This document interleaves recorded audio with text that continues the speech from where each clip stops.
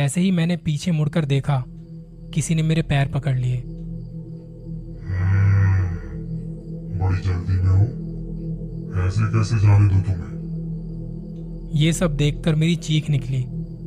बहुत मुश्किल से अपने पैरों को छुड़ाने लगा, छटपटाते हुए, लड़खड़ाते हुए। सच में हमारी दुनिया बड़ी अजीब है। आप चाहो ना चाहो, उन चीजों को हम रोक नहीं सकते। एक इंसान की जिंदगी में कुछ हादसे ऐसे होते हैं जिन्हें ना चाहकर भी जब उनकी याद आती है, रोंगटे खड़े हो जाते हैं। बात तब की है जब मेरा 12वीं के बाद स्कूल खत्म हुआ था और छुट्टियां शुरू हो गई थी। इस बार मैं छुट्टियों में कुछ अलग करना चाहता था, इसलिए मैंने अपने नाना जी के घर जाने का फैसला किया। मेरे नाना जी कारपेंटर थे। वो शहर से काफी दूर खेतों के बीच में रहा करते थे, एक सुनसान सी जगह पर। पता नहीं उन्हें इस जगह से क्या लगाव था। वहां कई सालों से रह रहे थे। लोगों से मिलना और उनकी मदद करना अच्छा लगता था उन्हें, और शायद यही उनका काम भी था। इस साल की छुट्टियां मैंने उनके साथ बिताने का फैसला किया। उनके घर रहने चला गया और मैं रोज नाना जी के साथ खेतों में जाता था और उनके काम में मदद करता था। एक शाम जब हम घर वापस आ रहे थे तो रास्ते में मुझे एक पुराना कब्रिस्तान दिखाई दिया। नाना जी के घर से बस कुछ ही दूरी पर था वो कब्रिस्तान, पर कई सालों से वो कब्रिस्तान शायद बंद था। वहां कोई आता जाता दिखाई नहीं देता था। मैंने अपने नाना जी से पूछा कि ये कब्रिस्तान बंद क्यों है, तो उन्होंने मुझसे सिर्फ इतना ही पूछा, तुम्हें वहां कोई दिखाई दिया क्या? मैंने कहा नहीं, बस ऐसे ही पूछ रहा हूं। तो फिर उन्होंने कहा, वहां अगर कुछ भी दिखाई दे तो उसकी तरफ मत देखना। मैंने पूछा मतलब? पर फिर उन्होंने इस बात को यहीं टाल दिया, कहा कि इतना ही काफी है बस। मुझे लगा शायद उनकी कोई पुरानी यादें उस कब्रिस्तान से जुड़ी होंगी, इसलिए वो बात को टाल रहे हैं। उसके बाद ऐसे ही कुछ दिन गुजर गए। मैं रोज खेतों में आते जाते उस कब्रिस्तान को देखा करता था, और हर बार मुझे ऐसा लगता था जैसे वहां कोई है जो मुझे घूर रहा है। ऐसा लगता था जैसे कुछ दिखाई दे रहा हो, और अगले ही पल वो गायब। मुझे लगा शायद ये मेरा वहम हो। मैंने उस पर ज्यादा ध्यान नहीं दिया। अगले कुछ दिनों में अचानक मेरी तबीयत खराब होने लगी। तब मेरे नाना जी ने खुद कुछ घरेलू उपचार किए मुझ पर, और मुझे घर पर ही आराम करने को कहा। दिन भर मैं बस अपने कमरे में ही पड़ा रहता था। खेत होने की वजह से वहां जानवरों की आवाज आना आम बात थी, और ना ही मुझे उन जानवरों से डर लगता था, बल्कि एक दिन तो मैं लेटा लेटा जब खिड़की से बाहर देख रहा था, तब मुझे ऐसा लगा जैसे कोई है वहां। मैं उठकर उस खिड़की के पास चला गया। मेरा ध्यान उस तरफ था जिस तरफ वो कब्रिस्तान था, और मेरे अंदर ये इच्छा सी होने लगी कि मैं वहां पे जाऊं, मैं वहां पे जाके देखूं। शाम हो गई थी। खेत होने की वजह से सूरज डूबने से पहले ही यहाँ पे घना अंधेरा छा जाता था। ढलते दिन के साथ मेरा मन और ज्यादा करने लगा उस कब्रिस्तान के पास जाने का। मुझे नाना जी की बात याद आ गई। उन्होंने मना किया था उस कब्रिस्तान के पास जाने को, पर नाना जी ने ऐसा क्यों कहा?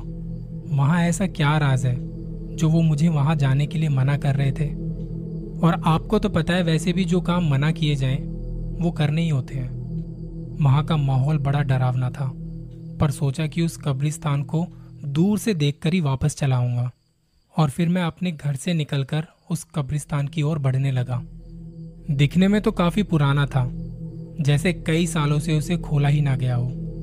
मैं जैसे जैसे उस कब्रिस्तान के करीब जा रहा था, मुझे ठंड महसूस होने लगी थी। वो एक अजीब सा एहसास था। मैं मेन गेट से उस कब्रिस्तान के अंदर झांक कर देखना चाहता था, पर कुछ नजर नहीं आ रहा था। थोड़ा सरकते हुए दीवार की तरफ आया, तभी मुझे वहां एक कब्र दिखाई दी, जो कि बिल्कुल उस कब्रिस्तान की दीवार के पीछे बनी हुई थी। मैं उस कब्र को देख ही रहा था कि मुझे वहां एक परछाई दिखाई दी। वो परछाई मुझसे काफी दूर खड़ी थी और शायद मुझे ही घूर रही थी। और अचानक से वो परछाई धड़ाम से मेरे सामने आके खड़ी हो गई। मेरे तो पसीने छूट गए। सफेद गहरी आंखें। अचानक सामने देखकर मैं काफी डर गया था। मैं जैसे तैसे जान बचाकर वहां से भाग निकला। वो काफी डरावना था। कोई इंसान नहीं था वो। मैं घर पर पहुंचा, पर अब खिड़की से बाहर देखने का मेरा मन नहीं कर रहा था, या शायद मेरी हिम्मत नहीं हो रही थी। कुछ देर में नाना जी घर आ गए। मैं जोरों से कांप रहा था। उन्होंने मुझे हाथ लगाकर देखा। मेरे हाथ पांव ठंडे पड़ चुके थे। तब मैंने उन्हें पूरा वाक्य सुनाया। मेरी बात सुनकर वो भी काफी डर गए और सोच में पड़ गए। उन्होंने मुझसे बस इतना ही कहा, मैंने तुमसे मना किया था ना, उस कब्रिस्तान की तरफ देखना मत और जाना तो बिल्कुल मत। वो कमरे में यहाँ से वहां घूम रहे थे। रात काफी हो गई थी। बहुत परेशान लग रहे थे। और फिर वो अपने आप ही कुछ बड़बड़ाने लगे। वो कोई इंसान नहीं है, वो एक बुरी शैतानी आत्मा है। वो कोई कब्रिस्तान नहीं, बल्कि एक शैतान का घर है। बहुत साल पहले वहां एक शैतान की पूजा की जाती थी। वो उसी इंसान की आत्मा है जो उस शैतान की पूजा किया करता था। वो शैतान मासूम गरीब लोगों की बलि चढ़ाता था। पर जब यहाँ के लोगों को उसकी सच्चाई के बारे में पता चला तो उन्होंने उसे मार दिया और उसी घर के सामने उसको दफनाकर उस घर को हमेशा हमेशा के लिए बंद कर दिया, ताकि कोई भी उसके अंदर ना जा सके। और तब से उसकी आत्मा उसी शैतानी घर के आसपास दिखाई देती है। वो उसी पुराने घर के आसपास घूमता है। बेटा, तुम्हारा नसीब अच्छा है जो तुम बच गए, पर जैसे जैसे रात बढ़ती जाएगी उसकी ताकत भी बढ़ती जाएगी। वो तुम्हें ढूंढता हुआ यहाँ जरूर आएगा।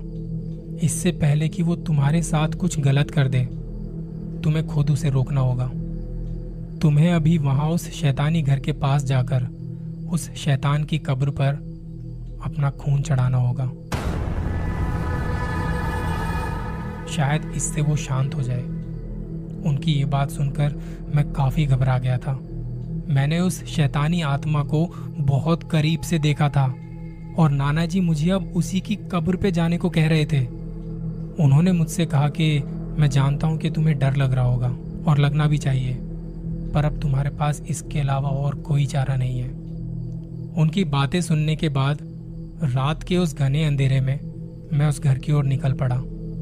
बाहर जोरों की बारिश हो रही थी और मैं धीरे धीरे उस शैतानी घर की तरफ बढ़ता जा रहा था। मुझे डर तो लग रहा था, पर शायद यही एक रास्ता था जो मुझे बचा सकता था। मैं अब उस शैतानी घर के सामने बिल्कुल उस कब्र के पास जाके खड़ा था। मैंने वहीं पड़ा एक कांच का टुकड़ा लिया और हाथ काटकर अपना थोड़ा सा खून उस शैतानी कब्र पर चढ़ा दिया। पर जैसे ही मैंने पीछे मुड़कर देखा, किसी ने मेरे पैर पकड़ लिए। बड़ी जल्दी में हो, ऐसे कैसे जाने दो तुम्हें? ये सब देखकर मेरी चीख निकली। बहुत मुश्किल से अपने पैरों को छुड़ाने लगा। छटपटाते हुए, लड़खड़ाते हुए पैर छुड़ाकर मैं वहां से भागने लगा। थोड़ी दूरी पर मेरे नाना जी खड़े थे। उन्होंने मुझे सहारा दिया।